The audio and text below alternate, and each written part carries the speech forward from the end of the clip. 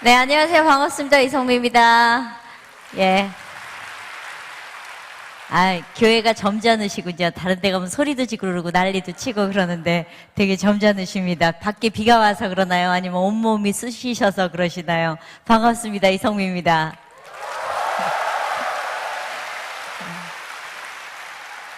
예. 오신 숫자보다 소리를 크게 질러주셔서 감사합니다. 저는, 사실은 간증 다니면서 제가 늘 느끼는 거지만 저는 한 사람 앞에서 간증하는 거기 때문에, 많고 적고의 숫자가 중요하지 않고요. 제가 살아온 인생에 대해서 여러분들과 같이 나누면서 늘 기쁜 마음으로 하나님이 나를 얼마나 사랑하셔서 이렇게 귀한 자리에 나를 세우셨나 해서 눈물 날 정도로 감사합니다. 그래서 너무너무 행복합니다. 그리고 이 자리가 이 세상의 그런 화려한 무대보다도 얼마나 소중한 자리인지 모르겠습니다. 바깥에 비가 오는데 비 정말 많이 오죠. 예, 어쩜 이렇게 한국이 캐나다 같은지. 캐나다에서 비가 싫어서 왔더니 따라왔더라고요. 아주 징글징글합니다, 비는. 그런데 비가 와서 피해가 많으셔서 올해도 또 가슴 아픈 일들이 너무 많아서 늘 참 하나님, 내가 나 행복한 것만 행복이 아니라 하나님 같이 나눌 수 있었으면 좋겠습니다라는 마음으로 왔습니다. 사실은 제가 너무 많이 부족해서 오늘 여기 오신 분들이 간증을 다 하셔야 되는데 제가 이렇게 오늘 하게 된 건 역시 제가 예쁘기 때문이 아닌가 이런 가은분 생각을 합니다. 예, 저는 사실 제가 캐나다 가기 전에는 간증을 안 했었거든요. 왜냐하면 저희가 간증을 하다 보면, 연예인들이 간증을 하다 보면 잘못하면 기복신앙처럼, 물론 하나님 주시는 복이 있지만 빌어서 내가 하나님께 빌었더니 내가 부를 누리고 그것이 축적되어서 뭐 이렇게 돈을 버는 것이 하나님이 마치 나를 계획하신 것처럼 그런 느낌이었고, 이 단에 서면 이상하게 다른 사람들은 다 옷을 입고 있는데 나만 벗고 있는 것 같은 느낌이 들어서 하나님, 전 간증 안 하고 싶습니다 라는 마음을 그냥 정리를 깔끔하게 했었어요. 그런데 캐나다 갔다 와서 제 삶이 바뀌고 나서 간증이 너무 많이 들어오는 거예요. 그래서 하나님, 이 간증에 대해서 하나님 나한테 명확하게 말씀해 주십시오. 그랬을 때 하나님 저한테 주셨던 말씀이, 다윗이 언약궤를 들고 갈 때 정말 기뻐 춤췄잖아요.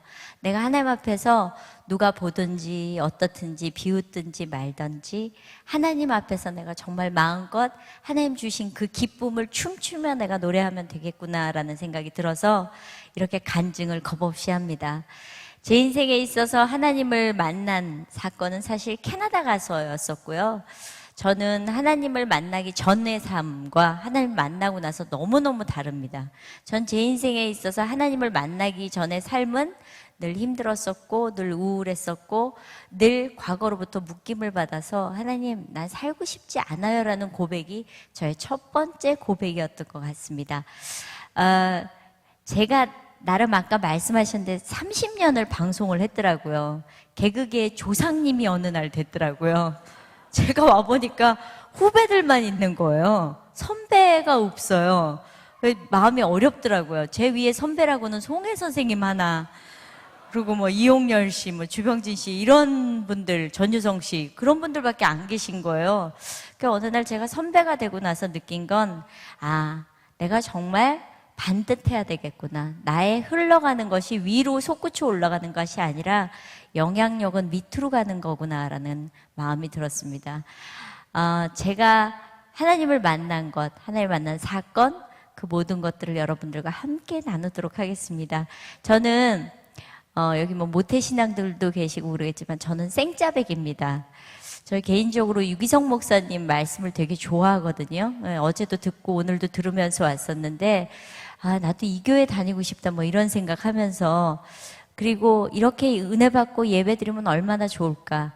왜냐하면 제가 첫 번째 신앙생활은 새벽 기도를 통해서, 아무도 나에게 교회에 가라고 이야기하지 않았을 때, 너무나 힘들고 지쳤을 때 저희 새어머니가 저에게 새벽 기도를 한번 가지 않겠니라는 그 말 한마디를 붙들고 40일 새벽 기도를 그냥 다녔어요.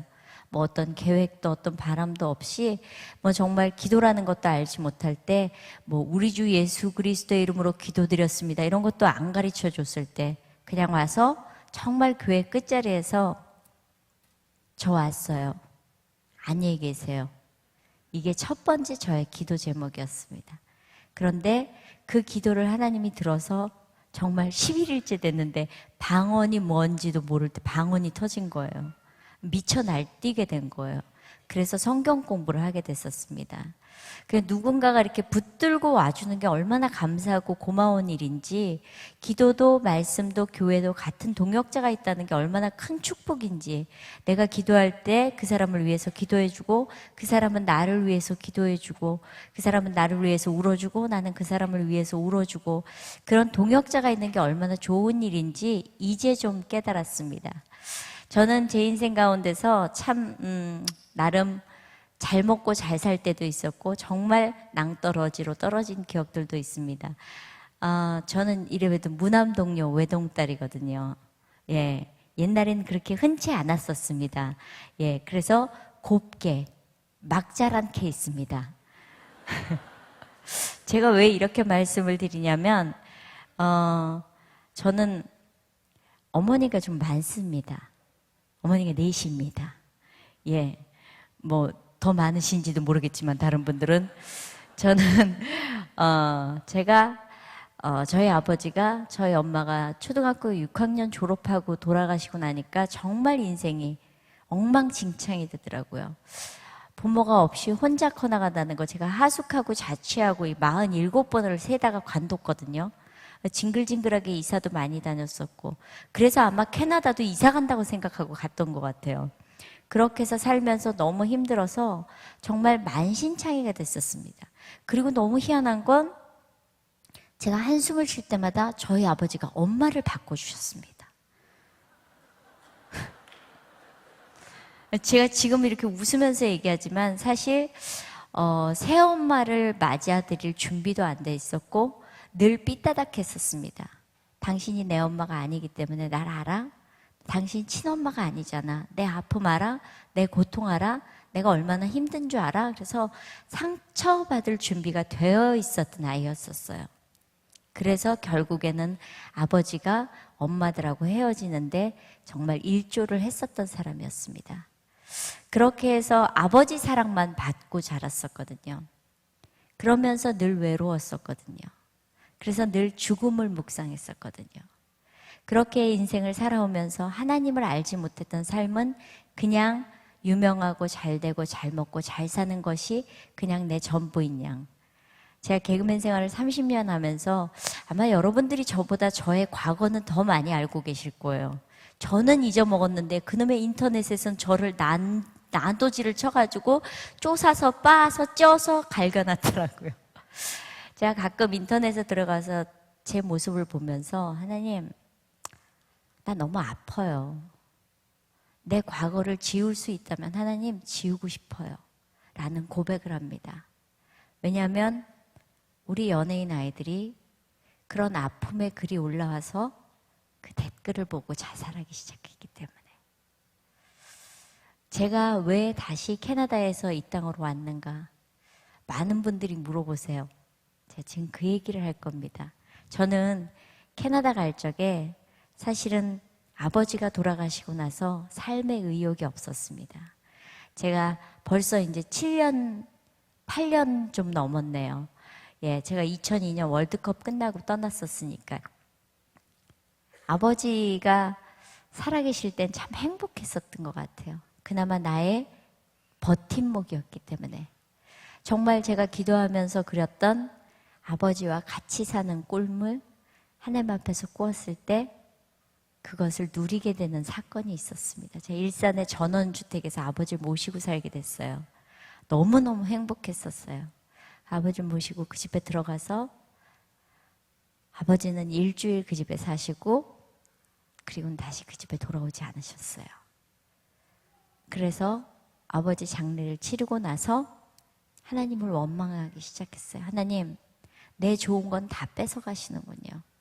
나 하나님 아버지랑 살고 싶었는데 하나님 이것마저 뺏어가시면 난 기쁨이 없습니다. 그리고 나니까 제가 그때 텔레비전 7개라고 라디오를 2개 할 텐데 사는 재미가 없는 거예요. 아무것도 할 수가 없는 거예요. 그런데 뜻하지 않게 저희 아들이 유학을 가겠다는 거예요. 제가 그 말에 속아서 가게 됐습니다. 여기서 중요한 건 속았다는 겁니다.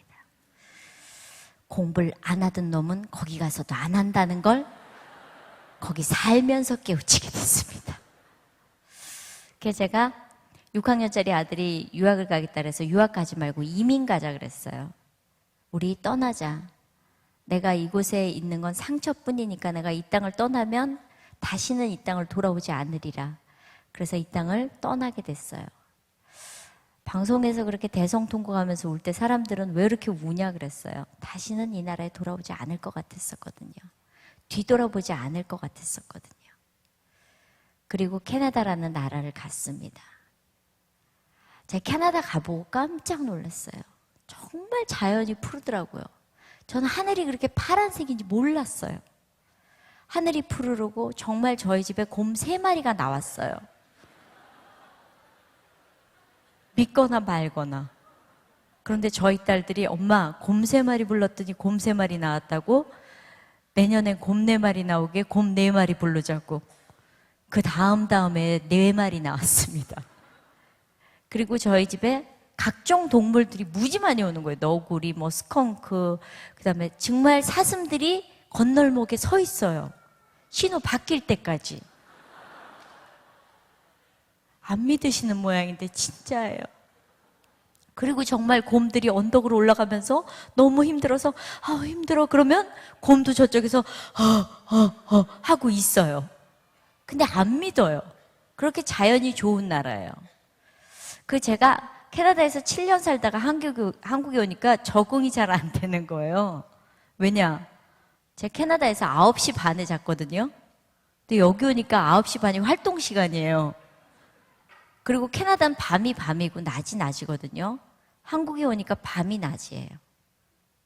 그리고 밤이 너무 휘황찬란한 거예요. 저희가 처음에 이사 와서 저희 딸이 잠이 안 온대요. 왜 그러냐 그랬더니 엄마 너무 밝다는 거예요. 불빛이 너무 화려해서. 그렇게 해서 캐나다로 떠났는데 정말 자연이 아름다웠었어요. 정말 행복했었어요. 정말 아이들이 마음껏 엄마를 부른다는 것만으로 기뻤었어요. 그런데 제 안에 상처가 있어서 딱 한 가지 문제가 있었어요. 그게 바로 그 공부하겠다는 아들과의 관계였었어요. 제가 나름 얌전하게 생겼죠. 개그맨 같지 않죠. 근데 제가 욕을 좀 해요. 좀이 아니라 잘했어요. 굉장히 욕을 맛있게 해요. 그리고 욕을 하다 보면 욕을 안 하면 이렇게 밥을 먹고 입을 안 헹군 것 같은 느낌이 들어요. 욕이 몸에 밴 거예요. 그게 왜 욕을 하게 되나 제가 가만히 생각해 봤더니 제 안에 상처가, 제 안에 쓴뿌리가 토해낼 때 욕을 하더라고요.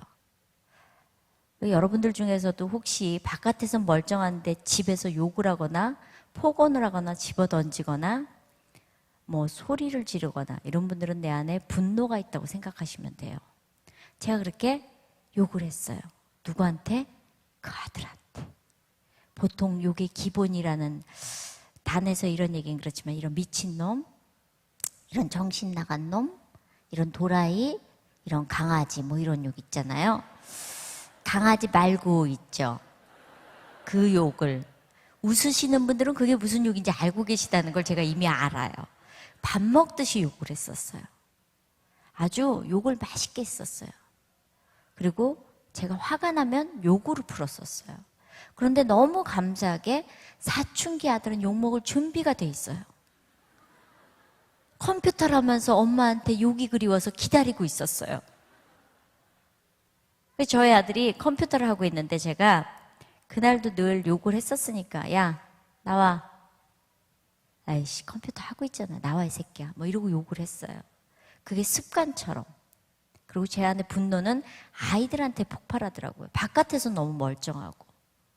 그런데 그렇게 공부를 안 하는 놈이 제가 아이들한테 공부 스트레스를 좀 안 줬었거든요. 근데 진짜 공부를 안 하더라고요. 안 주면 할 줄 알았어요. 안 하더라고요. 그러면 제가 뭐라 그랬겠어요? 야, 공부 안 하고 그렇게 살다가 거지 된다 이 새끼야. 제가 그랬었어요. 말을 막 했었어요. 애한테 막 찔러댔었어요. 욕을 아주 많이 했었어요. 그리고 사춘기 아들하고 엄청 싸웠어요. 너무 꼴보기 싫으니까. 전 인생이 생방송이라고 생각하고 사는데 걔는요 9시 반에 학교인데 10시에 가요. 내가 뭐라 그랬겠어요? 야, 제 학교에서 전화가 오잖아요. 거기는 학교에서 전화가 와요. 네 아들 오늘 학교 안 왔다고. 그럼 제가 가서 야, 너 학교 안 가? 안 가도 된대요. 그럼 제가 뭐라 그랬겠어요? 야, 네가 교장이냐 이 새끼야? 교장도 그러진 않겠다 막 이러면서 싸웠어요. 그렇게 욕을 많이 했었어요. 그런데 어느 날 그날도 역시 게으른 저의 아들을 보면서 화가 많이 났었어요. 자고 있더라고요. 제가 문을 열고 들어서 야, 빨리 학교 가라. 아, 미친놈 밥 먹고 가. 그리고 이제 내려와서 밥상을 차려놓고 밥을 딱 이제 제가 차려놓고 밥 먹으라 그랬더니 저희 아들이 밥을 이렇게 쳐다보고 있어요. 그래서 야, 빨리 밥 먹고 학교 가라 이 새끼야. 그랬더니 저를 이렇게 쳐다봐요.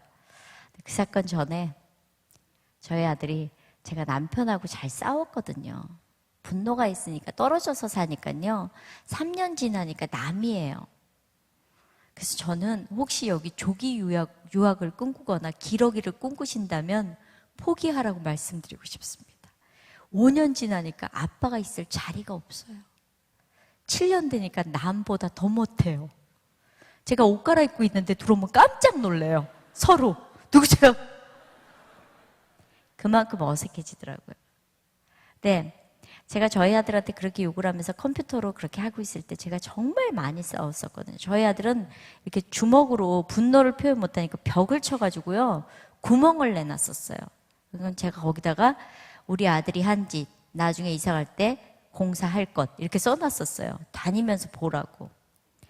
그날도 저희 남편하고 언성이 높아져서 제가 저희 아들이 컴퓨터 하고 있는 방에 갔어요. 그래서 제가 야, 나와. 그랬더니 저희 아들이 컴퓨터 하고 있잖아. 그러는 거예요. 그래서 나오라고. 엄마 해야 된다고. 저희 아들이 야, 엄마 하고 있는 거 안 보여? 그러는 거예요. 그래서 보이는데 나오라고. 내가 한다고. 그랬더니 이따 해. 그래서 이따 안 해. 나 지금 할 거야. 에이씨 이러는 거예요. 순간 돌았어요. 어떻게 했겠어요? 에이씨 이런 싸가지 없는 놈이 어디 엄마한테 버르장머리 없는 새끼가. 그러면서 감사하게 하나님 손을 주셨잖아. 그래서 딱 때리려고 그러는데 아들이 컸더라고요. 제 손을 딱 잡는 거예요. 순간 이 자식 많이 컸는데 힘이 나보다 센데 내가 맞으면 어떡하지? 이런 갈등이 생겼어요. 근데 감사하게 하나님 지혜 주셔가지고 왼손이 있다는 걸 알았어요. 그래서 이 왼손으로 딱 때리려고 그랬더니 이 손도 잡힌 거예요. 순간 죽고 싶은 거예요. 그런데 두 번째 지혜가 생각났어요. 다리 있잖아요. 그래서 다리로 딱 찰려고 그랬는데 다리가 짧은 관계로 허공에다 대고. 근데 진짜 창피하더라고요. 막 몸부림을 쳤어요. 너 어디 엄마한테 이렇게 싸가지 없이 엄마 팔을 붙들고 이런 버르장머리 없는 놈 같으니라고 뭐가 되려고 그러고 막 그러면서 욕을 했어요. 근데 저희 아들이 저한테 손목이 딱 잡혀서 제가 손목을 잡혔는데 딱 한마디 하는 거예요. 에이씨, 교회 집사라는 인간이 집구석에서 이러는 거 알아? 바깥에선 그렇게 잘하면서 안에서 이러는 거 누가 알아? 아, 내가 진짜 쪽팔려서 어디 가서 얘기를 못해 이러는 거예요. 근데 순간 그 말이 제 가슴을 쳤어요. 이 아들이 다 알고 있네. 내가 바깥에선 잘하고 안에선 엉망이라는 걸 얘가 보고 있었구나라는 생각이 드는 거예요. 갑자기 맥이 확 빠지는 거예요. 그래서 엄마 나. 그러고 올라와서 그냥 멍청하게 있었어요. 하나님, 아들이 다 컸네요라고만 얘기하고. 그리고 나서도 새벽 기도를 다녔어요. 아침에 새벽 기도 가고 낮에는 욕하고, 아침엔 새벽 기도 가서 기도하고 낮에는 욕하고. 제가 뭐 때문에 새벽 기도를 다녔겠어요? 아들 바꿔달라고. 전 단에 올라가서 매일 불 딱 꺼지면 올라가자마자 무슨 기도를 했냐면 하나님, 난요 우리 아들 이 새끼 때문에 살 수가 없어요. 하나님, 얘 내가 안 낳았을 거예요. 하나님, 애가 혹시 바뀌지 않았을까요? 하나님, 얘를 바꿔주든지 절 바꿔주든지 하나님 바꿔주세요. 집에 오면 안 바뀐 거예요. 그럼 또 욕을 하는 거예요. 매일 그렇게 새벽 기도하면서 애 안 바뀌는 애를 원망을 했었어요. 그런데 그날도 새벽 기도 갔다 와서 그런 일이 있었거든요. 아이가 얼마나 한심하게 저를 봤겠어요. 그런데도 안 바뀌었어요. 그 다음날 아침에도 새벽 기도 갔다 와서 늦게 일어난 아들을 보면서 문을 열고 들어가서 하나님, 여전히 안 바뀌었어요. 한심한 새끼. 저 뭐가 되려 그러죠? 그리고 나서 아침밥을 차려놓고 저희 아들이 학교를 갔는데 제가 물을 갖다 놓으면서 야, 밥 먹고 학교 얼른 가. 아유, 날쌘 놈. 뭐가 되려고. 날 샜다 이 새끼야. 미친놈. 그리고 딱 뒤돌아섰는데 하나님 저에게 한 말씀 하셨어요. 네 아들 네가 말한 대로 만들어줄까. 제가 그 말을 듣는 순간 너무 두려웠어요. 내가 17년 동안을 아들한테 욕을 했었는데 아들이 내가 말한 대로 만들어졌다면 저희 아들은 피 흘리면서 죽었어야 되고요. 정신이 나가서 바깥에 개가 돼 있어야 돼요. 그 생각을 하니까 너무 두려운 거예요. 그래서 아이한테 밥을 먹으라고 그러고 방에 들어가서 문을 잠그고 하나님, 잘못했습니다. 나를 그렇게 기다려주신 하나님, 내가 아들이 바뀌게 해달라고 기도했었는데 하나님, 내가 정말 잘못했습니다. 다시는 욕하지 않겠습니다. 철저하게 회개했던 것 같아요. 회개는 내가 내 것에서 잘못된 것을 끊어내고 다시는 하지 않는 거잖아요.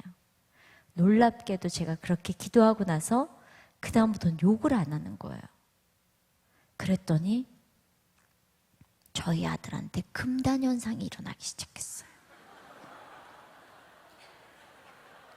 애가 욕을 쭉 먹었었기 때문에 엄마가 욕을 안 하니까 불안해해요. 3일이 지나니까 애가 몸마려운 강아지처럼 제 주위를 계속 맴도는 거예요. 우리 엄마가 왜 이러나? 그러더니 일주일째 되는 날 너무나 조심스럽게 엄마, 물어볼 게 있는데 뭔데? 왜 욕을 안 해? 제가 알았어요. 엄마 그날 너한테 이야기하고 하나님이 나한테 그런 마음 주셔서 엄마 욕 안 하기로 했다. 그래서 앞으로 욕 안 할 거다. 근데 저희 아들이 아니 하나님 17년 동안 가만히 계시다 왜 그날 얘기하신 거야?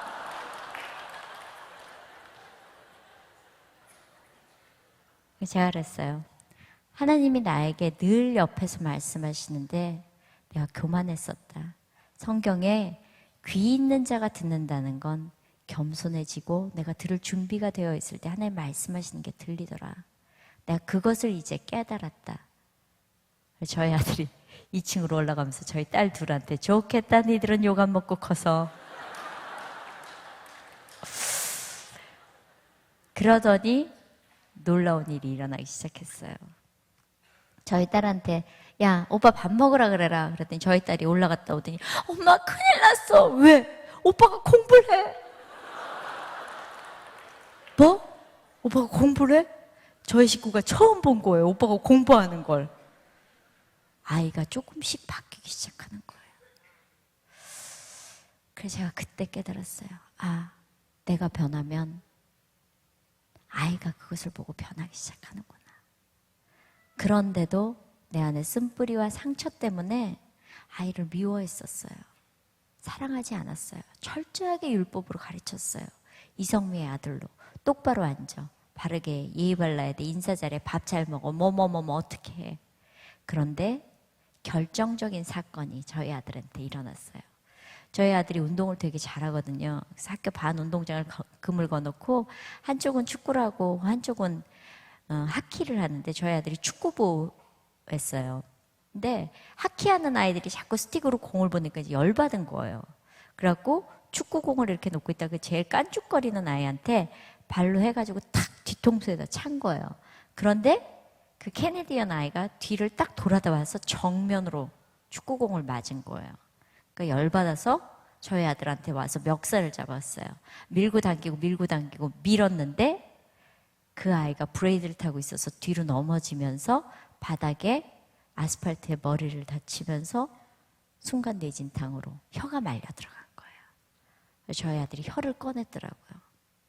그러고 나니까 저희 아들은 교장실에 갇히게 되고 캐네디언 아이들 3명은 딱딱딱 증인할 아이들을 방에다 해놓고 경찰하고 앰뷸런스가 와서 앰뷸런스로 아이는 실어가고 저희 아들은 그렇게 갇혀 있었어요. 전 그것도 모르고 어떤 일을 보고 있는데 저 아는 엄마가 전화가 왔어요. 저기 아들한테 전화 안 왔어? 그래서 안 왔는데? 그랬더니 그럼 됐어. 그러고 끊는데 느낌이라는 게 있잖아요. 왜? 그랬더니 아니야 전화 안 왔으면 됐어 그러는 거예요. 그래서 무슨 일인데? 그랬더니 아니야 그러더라고요. 그래서 제가 다시 전화를 걸어서 무슨 일인데 얘기해봐 그랬더니 아예 아들한테 전화 안 왔으면 됐어 그러는데 전화를 끊고 났는데 저희 아들이 문자를 했어요. 엄마 죄송합니다. 저한테 일이 생겼는데 제가 처리할게요. 하는 순간 불안이 왔어요. 아이한테 무슨 일이 생겼구나. 그래서 제가 차에 타서 시동을 걸고 하나님 말씀하십시오. 자 듣겠습니다. 아이한테 무슨 일이 왜 일어났는지 하나님 말씀하시면 제가 듣겠습니다라고 하는 순간 하나님 저에게 율법만 가르친 바리새인이라는 거예요.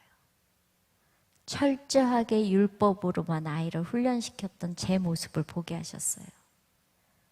제가 욕먹을까 봐 똑바로 앉아. 바르게 해야 돼. 인사 잘해야 돼. 예의 발라야 돼. 어른들이 앉아있을 땐 그렇게 하는 거 아니야 하고 난도질 쳤었던 저의 모습. 하나님의 아들로 키우겠다고 약속하고도 이성미가 욕먹을까 봐 이성미의 아들로 철저하게 훈련시켰던 제 모습을 보게 하셨어요. 그래서 운전을 하고 가면서 하느님 잘못했습니다. 내가 내 아이를 그렇게 만들었습니다. 하느님 내가 아들 사랑하면서 살겠습니다. 용서해 주십시오. 그리고 40분을 기도하고 갔어요. 기도하고 와서 딱 학교에 도착했더니 선생님 한 분이 나오시더니 저한테 너희 아들은 감옥에 가게 될 거고 너희는 이 나라에서 추방당할 거고 다시는 이 나라에 못 들어올 거다라고 딱 명확하게 얘기하는 거예요. 그래서 알았다, 내가 책임지겠다 라고 이야기하고 이렇게 돌아보는데 교장실에서 저희 아들이 잠깐 바람을 쐬러 나온 거예요. 그런데 이렇게 난간을 붙들고 하늘을 보면서 한숨을 푹 내쉬는데요. 얼굴이 하얗게 질려 있는 거예요. 근데 제가 그 아이를 보는 순간 하나님, 내가 저 아이를 저렇게 외롭게 만들었어요. 내가 저 아이를 저렇게 몰아붙였다라는 생각이 드는 거예요. 너무너무 가슴이 아픈 거예요. 그리고 있는데 교장 선생님이 저보고 들어오래요. 그래서 저, 교장 선생님, 그 학교 가디언, 그 다음에 저희 아들, 경찰 이렇게 5명이 앉게 됐어요. 근데 경찰이 저보고 넌 너무 럭키하다는 거예요.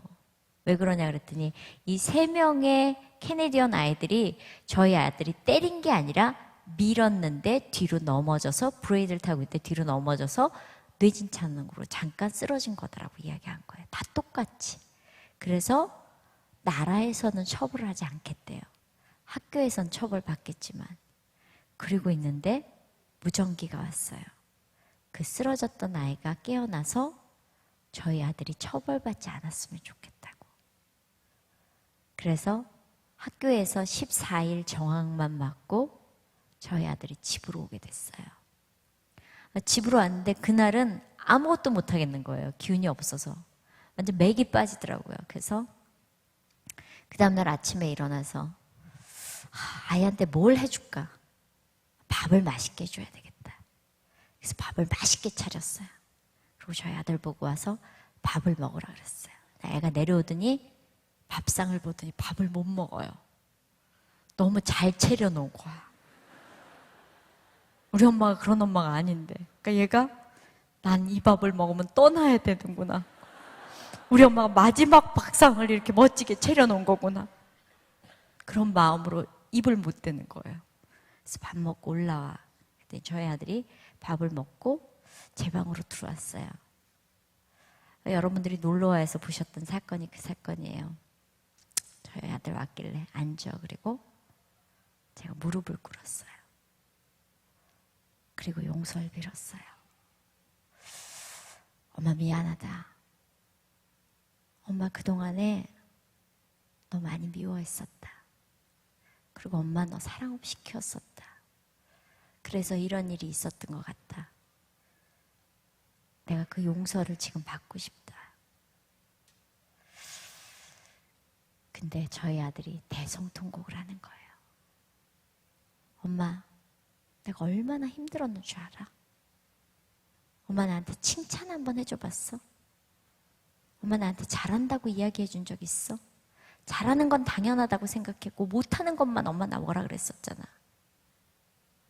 엄마가 나한테 언제든지 한 번이라도 나한테 잘한다고 이야기했었으면 이런 일 없었을 것 같아. 근데 할 말이 없는 거예요. 그래서 그냥 붙들고 아이를 붙들고 울었어요. 엄마 용서해라. 그러고 그냥 둘이 안고 꺼이꺼이 울었어요. 그렇게 해서 한참을 울고 저희 아들은 저희 아들 방으로 가고 전 제 방에서 앉아서 하나님 감사합니다. 그리고 나서 그 다음날 새벽 기도를 가는데 아침에 나가는 순간 뭐 시커먼 게 나와요. 이게 뭐야? 나도 새벽 기도 따라가려고. 왜? 하나님 살아계셔. 그게 뭔 소리야? 엄마 바뀐 거 보니까 하나님 확실히 살아서 역사하시는 분이셔. 그날부터 저희 아들이 새벽 기도를 저랑 같이 다니기 시작했어요. 정말 그렇게 해서 새벽 기도를 같이 가면서 같이 찬양하고 같이 기뻐하고 같이 예배드린 거 너무너무 행복한 거예요. 근데 어느 날 저희 아들이 새벽 기도를 갔다가 오면서 엄마, 나 하나님이 부르셔. 하나님 부르셔? 하나님 다 불러. 나도 처음에 교회 가서 얼마 안 있을 때 하나님 나한테 사랑하는 애 따라 해서 난 어디서 들어보지도 못한 사랑하는 애 따라 내 들었어. 너도 그거야. 그랬더니 아니 그런 과가 아닌 것 같아. 그래서 아니야. 그거야. 그랬더니 아이 엄마 나 하나님 일을 해야 돼. 당연히 하나님 일 해야지. 하나님 아들인데. 됐어. 그랬더니 그게 아니라 엄마 목회를 해. 야 목회 남은 아니야? 너 멀리 갔다. 오버하지 마. 더 기도해봐. 그러면서 속으로 기뻤어요. 우리 아들이 드디어 명품이 되어가는구나라는 생각에. 그런데 한 달 뒤에 저희 아들이 기도하더니 엄마 나 아무래도 목회해야 될 것 같아. 그래서 지금 목회 공부하고 있어요. 너네 아들 목회 공부하는데 할렐루야는 뭐고 아멘은 뭡니까? 예, 마치 바랬다는 듯이 요새는 어머니들 모토가 너희 집 아들은 개고생하는 목사, 우리 집 아들은 돈 많은 장로라면서요. 그래서 하나 떨고 내시니까 좋으세요? 근데 너무 행복했어요. 그런데 제가 참 가슴 아팠던 건 그렇게 둘이 예배하고 그렇게 둘이 찬양하면서 제가 캐나다에서 한국으로 오게 됐잖아요. 아들을 데리고 오고 싶은 거예요. 아들이 그렇게 이제 잘 자라주고 이 종교가 통하면요 말이 너무 많아지는 거예요. 수다스러워지는 거예요. 너무 행복한 거예요. 그런데 어느 날 제가 금요철학을 가서 둘이 아들하고 손을 붙들고 기도를 했는데 하나님이 이제 네 손 잡지 말고 내 손 잡고 가게 하여라 그러시는 거예요. 그런데요 저 너무 쉽게 아들 손을 내어드릴 줄 알았거든요. 근데 이 아들 손을 잡고 있는데요 하나님 앞으로 못 내드리겠는 거예요. 하나님 내가 데리고 갈게요. 한국에 데리고 가서 그냥 아이 편안하게 가르치고 싶어요. 안 된다는 거예요. 몇 번의 실객을 하다가 하나님 내가 이 아이를 하나님 앞에 바치겠습니다. 그리고 이렇게 손을 들이는 순간 그 신랑 손에 신부를 내어 맡기는 느낌? 그래서 아이를 내어 맡기고 한참을 울었어요. 내가 이제 사랑할 시간이 얼마 없는데 이 아이를 하나님 앞에 내어 맡기고 갈 수 있겠나라는 그 아픔 때문에. 그런데 아이가 엄마 내가 해볼게 그러는 거예요. 그런데 더 황당한 건 하나님 물질도 주지 말라는 거예요. 하나님, 나 돈이 있잖아요. 버는데요, 하나님. 나 아들한테 돈 주고 싶어. 아니, 네 아들이 받을 축복을 네가 가로채려 하느냐라는 음성이 들렸어요. 그래서 저희 아들한테 이야기했어요. 엄마가 이런데 하나님 너에게 축복 주신다니까 내가 그것을 결단해야 될 것 같다. 미안하다. 근데 저희 아들이 하겠대요. 그래서 10원 한 장을 못 보내주고 있어요. 그런데 저희 아들이 일식집에서 이제 일해서 6개월 일하고 6개월 공부하고 이렇게 지금 진행을 하고 있는데 어느 날 저희 아들이 전화가 왔어요. 엄마, 3월 말쯤이었는데 엄마, 나 이렇게 똑똑한 놈 아니잖아요. 나 이렇게 잘난 놈 아니잖아요. 엄마 너무 힘들어해서 내가 엄마한테 전화했어요. 엄마, 저 4년 장학금 받았어요. 제가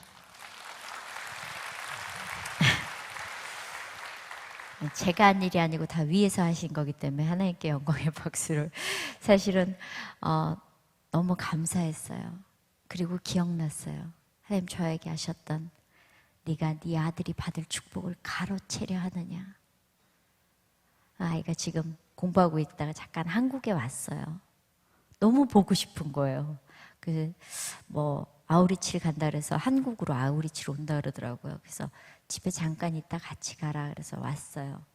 왔는데 하나님이 키우시는 아들은 다르다라는 걸 제가 많이 배워요. 어떨 땐 싸우기도 하는데 싸우고 그 다음날 엄마 미안해라고 즉각 반응을 하는 거예요. 며칠 있으면 갈 건데 되게 많이 또 보고 싶어 올 것 같은 거예요. 그래서 그 생각이 들었어요. 내가 사랑하면서 살 수 있을 때 이 아이를 좀 더 마음껏 사랑할 걸. 내가 이 아이하고 마음껏 안아줄 수 있을 때 마음껏 안아줄 거리라는 생각이 드는 거예요. 그걸 이제 깨우친 거예요. 그 아이하고 헤어지고 나니까. 그런데 제가 한국에 와서 참 많이 느껴요. 제가 왜 캐나다에서 한국으로 돌아왔느냐. 캐나다는 다 좋은데요. 영어가 안 돼요. 전혀 말을 잘하잖아요, 한국말을. 그러니까 외국 가면 영어도 잘할 줄 알았어요. 근데 시간이 지나면 지날수록 캐나다 사람들이 무서운 거예요. 처음에 가서는 뜻하지 않은 보험을 3개 들었어요. 그래서 제가 전화했어요. 이게 무슨 일이냐고. 그랬더니 네가 예스 3번 했대요. 그래서 1년을 보험을 제가 그냥 눈물을 머금고 들었어요. 그리고 제일 화가 나는 건 내 권리를 찾을 수가 없는 거예요. 싸우고 싶은데 싸울 수가 없어요. excuse me 하고 2번 파든 그럼 됐다야 파든 양파든. 그리고 제일 화가 나는 건 병원이에요. 아마 병원 가서 속 터져 죽은 놈도 있을 거예요. 우리는 왜 병원 가면 즉각 하잖아요. 거기는 패밀리 닥터 갔다가 거기서 중간병원 갔다 중간병원에서 조금 더 큰 데 갔다 더 큰 데에서 조금 아주 큰 데로 갔는데 1년 걸려요. 명 짧은 놈은 가다 죽을 것 같아요. 그렇게 답답하더라고요. 그리고요, 저희 아들이 여기가 골맞었어요. 그래서 병원에서 작은 병원에서 큰 병원 그렇게 해서 돌았는데요. 너무 급해서 한국에 와서 째고 들어갔어요. 한 달 뒤에 전화 왔어요. 수술하러 오라고. 그렇게 답답한 나라예요. 그래서 제가 검진을 계속 받으러 다녔거든요. 전 그런 체험은 처음 했는데, 검진을 받으러 와서 그날 이제 저희 개그맨 후배들이 같이 밥을 먹고 수다를 떨고 홍대 앞에서 새벽 1시쯤 됐는데, 커버를 이렇게 트는데요. 술에 취한 여학생이었어요. 청바지 입고 티셔츠를 입은 여학생이 그 호프집 앞에 이렇게 널브러져 있는 거예요. 그런데 예수님이 그 아이를 떠안고, 그건 우는 게 아니라 이 가슴이 뻑뻑한 거예요. 그래서 제가 그 아이를 보면서 하느님, 돌아오겠습니다. 저 한 아이를 살릴 수 있다면 내가 정말 이 땅이 싫다고 떠났던 이 땅, 이 자리에 다시 돌아오겠습니다라고 기도하기 시작했어요. 그리고 캐나다에 돌아가서 준비했어요. 한국에 돌아올 준비를. 막 가만있어 봐, 애들을 학교를 어떻게 하고 뭐 집은 어떻게 하고 뭐 이런 정리를 하고 있는데 하나님 뭐 하네요. 그래서 하나님 가라 그래서 제가 정리하고 있어 그랬더니 그냥 있으라는 거예요. 기도하면서. 제가 1년 6개월을 그 말씀을 듣고 나서 기도했어요. 근데 정말 하나님이 저를 이끌어 가시는 게 느껴지는 거예요. 근데 짐도 다 붙이고 정리가 됐는데요. 오기 일주일 전에 갑자기 오기 싫은 거예요. 내가 지금 있는 이곳이 너무 좋다는 생각이 드는 거예요. 그래서 하나님, 죄송한데 없었던 걸로 하겠습니다. 내가 그냥 내 아이들 잘 키우고 얘네들을 하나님 내가 선교사로 세우겠습니다. 하나님. 그러니까 못 들은 걸로 해주십시오. 근데 하나님 저한테 두 가지 중에 하나를 고르래요. 나랑 갈래? 혼자 살래? 그래서 하나님 잘못 들으신 것 같은데 여기서 하나님하고 같이 살겠다고요. 근데 하나님이 아니래요. 둘 중에 하나를 고르래요. 나랑 갈래? 혼자 살래?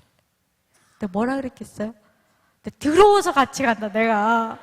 내 인생 혼자 살면서 얼마나 피곤했는데 하나님 없이 어떻게 살아. 내 더러워서 간다.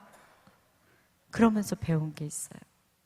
내가 누리는 것, 내가 안주하는 것에서 끊어내고 다시 떠난다는 건 정말 힘든 일이라는 걸 배웠어요.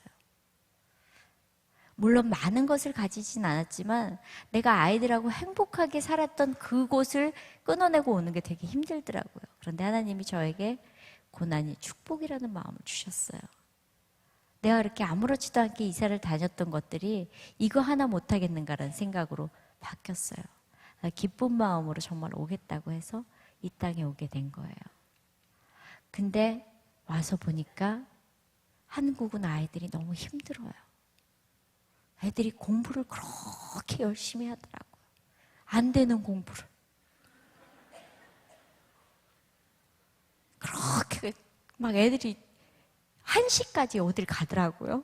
막 아침에 6시인가 7시부터 학교 가가지고 학교 끝나고 나면 야자하고 야자 끝나고 막 학원 가고 막 애가 버스에 막 취해가지고 왔다 갔다 하면서 막 애들이 그렇게 막 병들어가지고 애들이 하얘.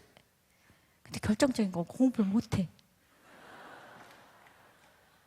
그럼 엄마가 뭐라 그래요? 야, 너 왜 이렇게 누굴 닮아서 그러냐? 내가 그렇게 돈을 벌어가지고 내가 얼마나 고생하는데 넌 도대체 누굴 닮아가지고 내가 학원을 그렇게 똑같은 걸 보냈는데 넌 누굴 닮았냐? 자세히 봐봐. 누구 닮았나?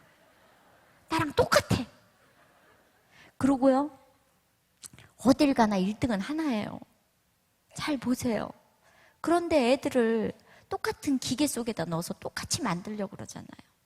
막 안 되는 애들. 우리 정말 솔직하게 한번 생각해보고 오늘 그럼 이렇게 자리도 널널하니까 성적순으로 한번 일어나서 앉아볼까요? 전 그럼 일단 교회 당 안으로도 못 들어오는 사람이에요.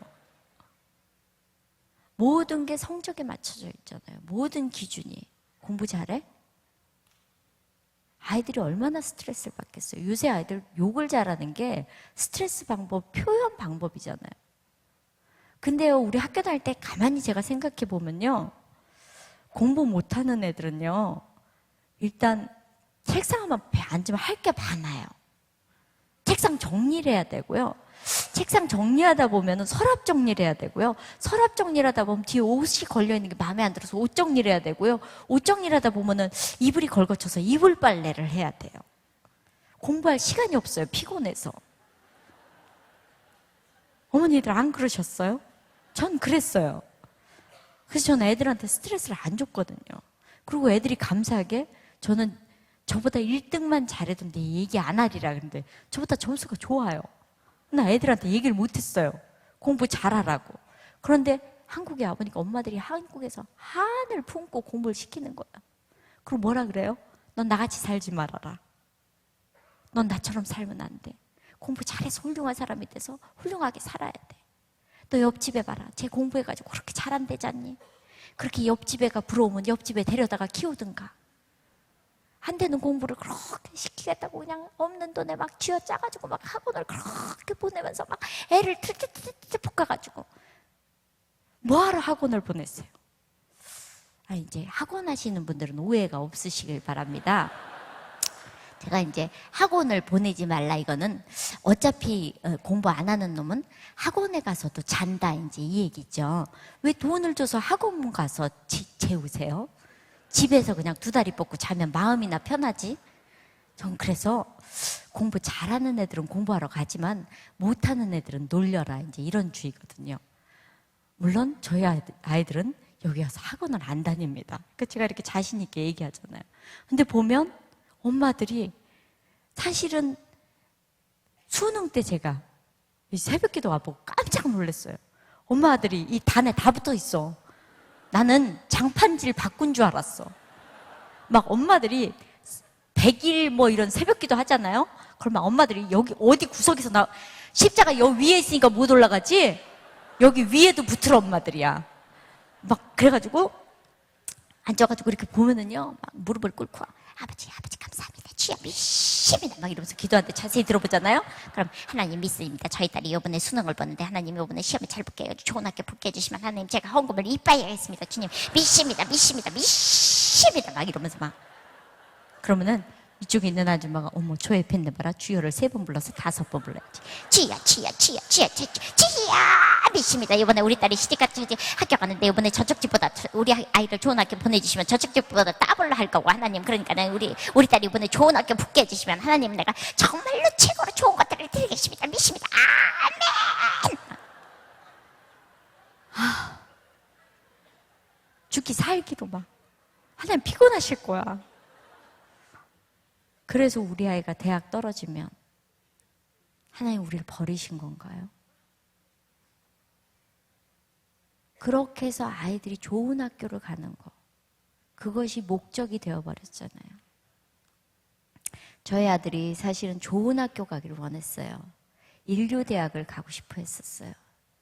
그래서 어디다 원서를 냈었어요. 근데 안 됐어요.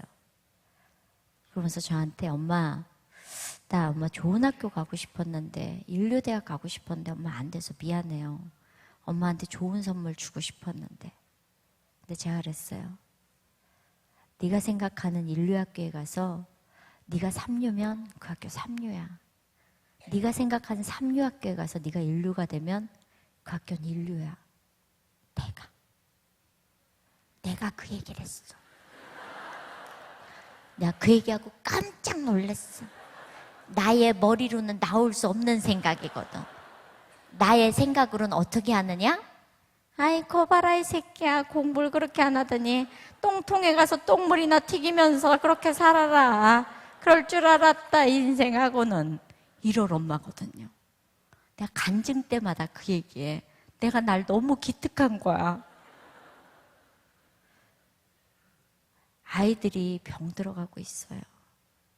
아이들이 애쓰고 있지만 안 되는 건 안 되더라고요. 내 아이 내가 사랑해주지 않으면 누구도 사랑해주지 않아요. 우리가 그것을 다 빼앗기고 있잖아요. 비교하면서. 저도 캐나다에 가서요. 제 애들은 자유롭게 정말 놀다 잤거든요. 그런데 한국 엄마들이 자꾸 피아노는 기본으로 가르쳐야 된다는 거예요. 기본은 사실 마른 안주 하나에 맥주 3병 아니에요. 응? 근데 엄마들이 그렇게 기본이라 그러네. 여긴 유독 많이 웃는다. 좀 놀던 분들이 회개하고 돌아오신 분들이 많은가 봐요. 그래서 애들 피아노를 안 가르치다가 물어보지 않고 그냥 가르쳤어요. 근데 안 늘어요. 하기 싫은 걸 시키니까. 6개월이 지났는데도 피아노 건반이 10개 이상이라는 걸 몰라요, 애들이. 거기서만 띵띵거리는 거예요. 짜증이 나는 거예요. 돈은 돈대로 들어가고. 그래서 몇 달을 더 가르쳤는데 여전히 연습을 안 하니까 피아노가 소리가 안 나는 거예요. 띵띵띵띵 막 이러는 거예요. 돌아버리겠는 거예요. 물어봤어요. 둘째 딸한테. 야, 너 피아노 치기 싫으냐? 싫대요. 그래? 그럼 관둬라. 그리고 그날 고기 사 먹었어요. 그러면 될 줄 알았어요. 그런데 문제는 같은 또래 애들이 이상하게 엄마들은요, 애들을 데리고 오면요, 지네 집에도 피아노가 있을 텐데 우리 집 피아노 뚜껑을 열어요. 그리고 애를 거기 앉혀서 한번 쳐봐. 그럼 막 애가 막 피아노를 훑고 지나다니는 거예요. 막 그러고 하면 도는 거예요. 똑같은 돈을 들여서 가르쳤는데 쟤는 건반을 아래 위로 훑고 다니네? 우리 딸은 그렇게 다니는데, 그러면서 애가 미워지는 거예요. 그러면 지네 집에서 피아노 치지. 왜 우리 집에 와서 나 마음을 어렵게 하는 거야? 그래가지고 피아노를 어떻게 했겠어요? 확 남을 줘버렸어요. 아는 선교사님 집에 피아노가 필요하다 그래서 확 줘버렸어. 그날 찬양했어요. 평화로도 하늘 위에서 내려오네. 이빨 만땅 내려오네. 하나님 감사합니다. 안 보이니까 내가 너무 좋습니다. 그래서 깨달았어요. 아이들을 비교하기 시작하면 내가 갖고 있던 행복이나 내 아이에 대한 사랑을 다 빼앗기는구나. 내가 어떤 것과 비교하기 시작하니까 내 안에 기쁨을 다 빼앗기더라고요. 여러분들 가운데서도 지금 하나님이 주셨던 그 처음에 아이가 태어났을 때 그 기쁨과 감사는 온데간데 없고, 넌 도대체 누굴 닮아서 그러니? 아유, 애요? 왼수예요. 어디서 저런 게 나왔나 몰라. 애가 어디서 나왔겠어요? 아이들 미워하고 아이들 상처 주기 시작하면 아이들이 갈 데가 없어요. 문제아요? 너무 죄송하지만 문제 부모가 문제아를 만들어요. 우리 아이들 문제라고요? 환경이 이래서 문제라고요? 그 환경은 우리가 만들어주고 있어요. 기성세대 책임이라고 생각해요. 우리들 책임이라고 생각해요. 아이들이 오갈 데가 없어서 아이들이 방황하고 있는데 엄마들은 내가 기도할 테니 너는 공부해. 아이들이 예배드리고 기도해서 말씀 듣고 가는 것이 아니라 엄마가 기도해서 하나님이 말씀하셨는데 말이야, 너는 박사가 될 거래. 뻥치지 마세요. 엄마의 기도로 아이들이 중보기도로 만들어지는 건 맞아요. 그렇지만 아이가 아이의 기도로 비전을 갖고 갈 때 엄마가 같이 손붙들고 가는 거지. 엄마가 기도했더니 좌회전에 우회전에 하나님이 이렇게 말씀하셨어. 아니요. 아이가 듣고 기도하고 갈 때 넘어져도 하나님이 이렇게 세우시더라고요. 하나님을 바라보고 가는 아이들, 하나님의 사람으로 만들겠다고 여러분들이 지금 여기 모이신 거잖아요. 그런데 우리는 내 생각과 내 계획과 기도하면서 기도 열심히 하는 엄마가 하나님 그래가지고요 우리 딸이 정말 좋은 학교 가가지고 야 뭐 어떻게 도와줄까? 내가 지금 기도하고 있잖아요. 하나님한테 내가 알아서 할 건데 하나님 그러니까 잘 되게 해주시고, 그러니까 하나님 뭘 어떻게 하라고? 내가 알아서 할게요. 하나님 저쪽으로 가세요. 내 뜻대로 하옵시고 주의 뜻대로 마시옵소서. 요새 기도가 그렇게 바뀌었대요. 내 뜻이 이루어지면 응답이고 하나님 나에게 말씀하시면 응답이 아니던가요?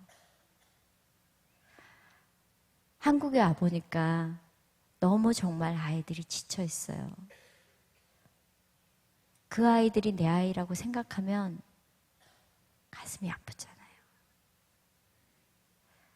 내 아이 내가 사랑하지 않으면 하나님 나중에 내가 너에게 줬던 봄을 내놓으라 했을 때 그 아이들이 피 흘리고 있으면 여러분들 하나님께 뭐라고 변명하시겠어요?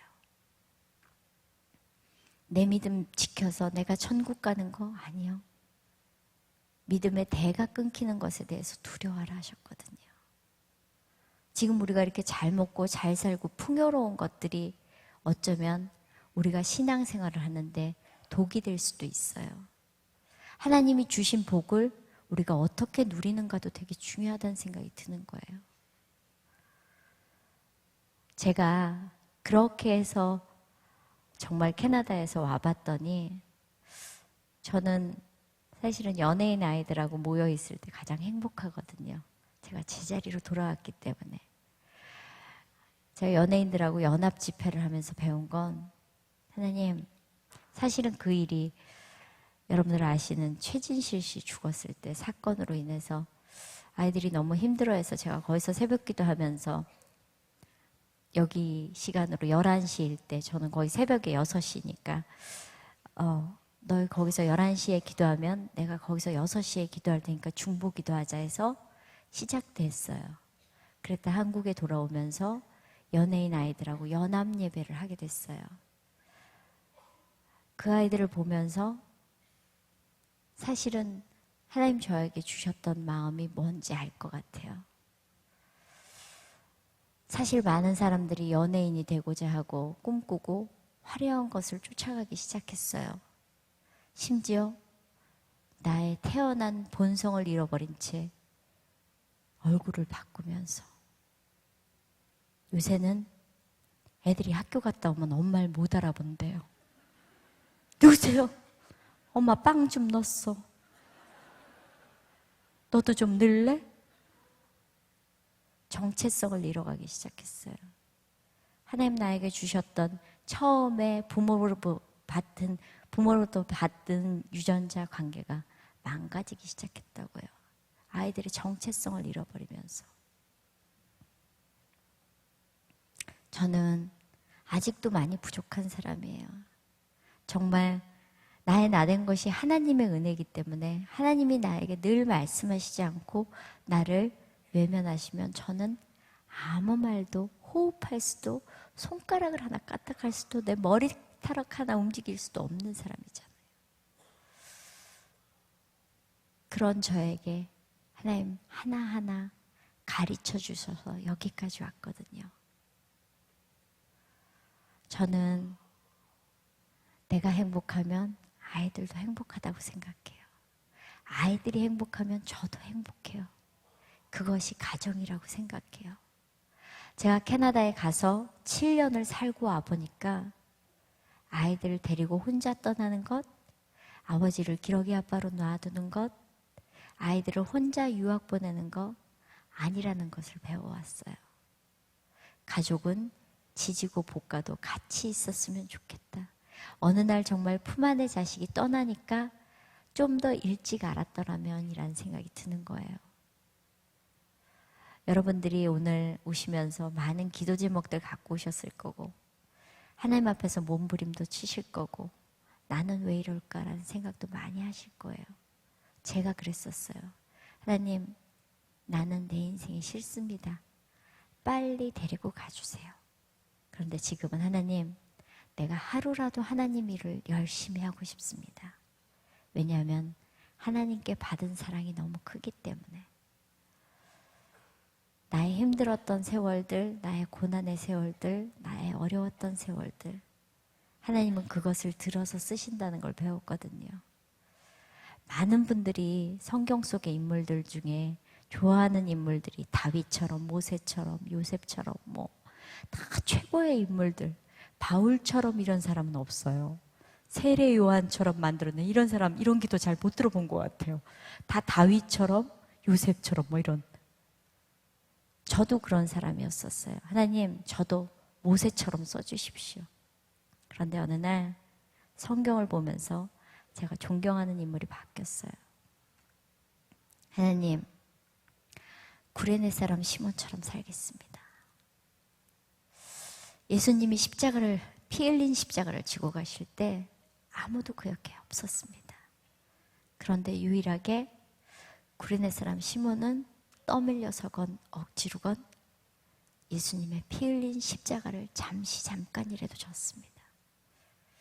하나님, 누군가 아프고 피 흘려 상처낸 사람이 있다면, 내가 그 십자가를 대신 질 수 있다면 하나님, 내가 그 삶을 살고 싶습니다.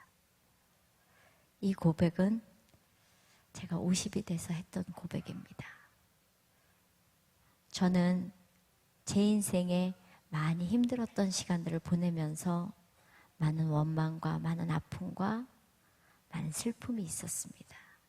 그런데 하나님은 그것들을 통과해서 축복을 주셨고 그것으로 인해서 깨우쳤습니다. 하나님, 내가 그 아팠던 기억들을 다른 아이가 겪지 않도록 안아주겠습니다. 하나님, 그 아이가 피 흘리고 있다면 내가 대신 피 흘릴 수 있습니다. 라는 고백입니다. 아직은 많이 부족하고 많이 작은 자입니다. 그러나 하나님 앞에서는 맏딸처럼 살고 싶습니다.